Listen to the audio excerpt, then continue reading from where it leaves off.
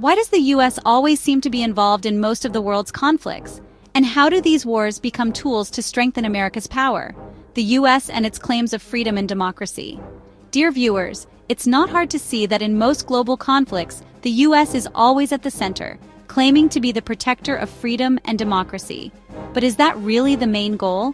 Or is it just an excuse for the US to interfere in countries that have opposing interests?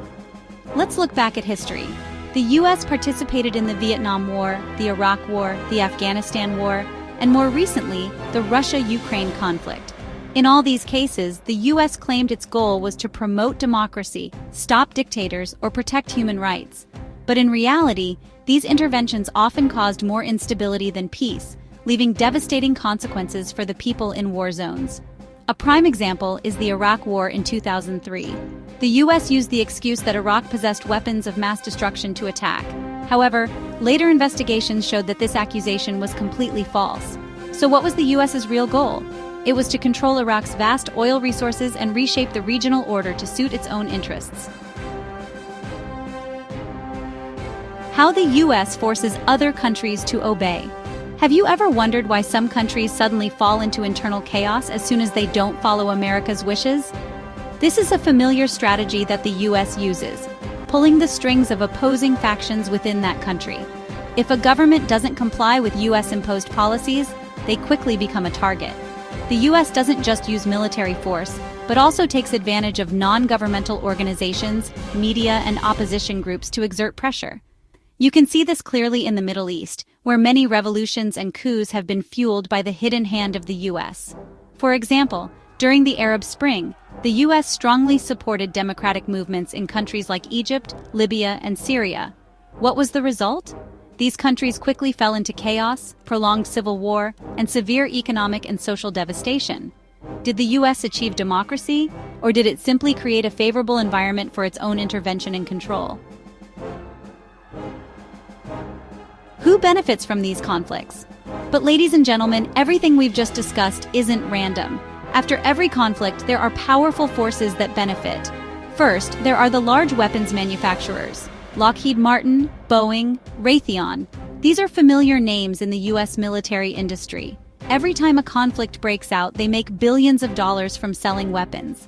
Therefore, it's not hard to understand why these corporations are always lobbying to push the US government to participate in wars. Second, the energy and finance sectors. When countries fall into conflict, the US and its allies often quickly jump in to control resources, especially oil.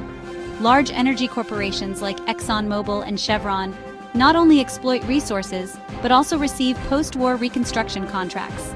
Finally, there's the US government and its strategic allies.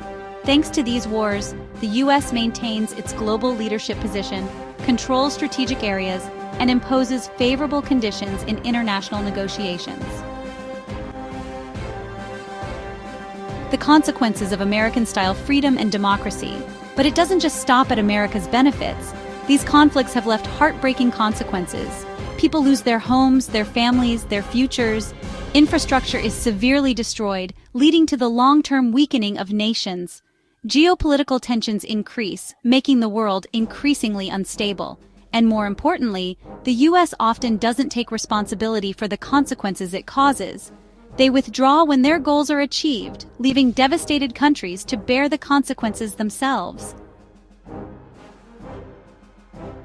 Conclusion. Ladies and gentlemen, US intervention in global conflicts isn't just about freedom or democracy. Behind it lies a complex web of interests, from economic and political to geostrategic. The banner of freedom and democracy is just the surface, while the real goal is to consolidate power and protect its own interests. Looking back, we need to realize that peace cannot come from imposing one nation's will on the entire world. Instead, only dialogue and mutual respect can bring a sustainable future. Thank you for watching. If you have any further thoughts, please leave them in the comments below. Goodbye and see you next time. Please like and subscribe to receive the next video.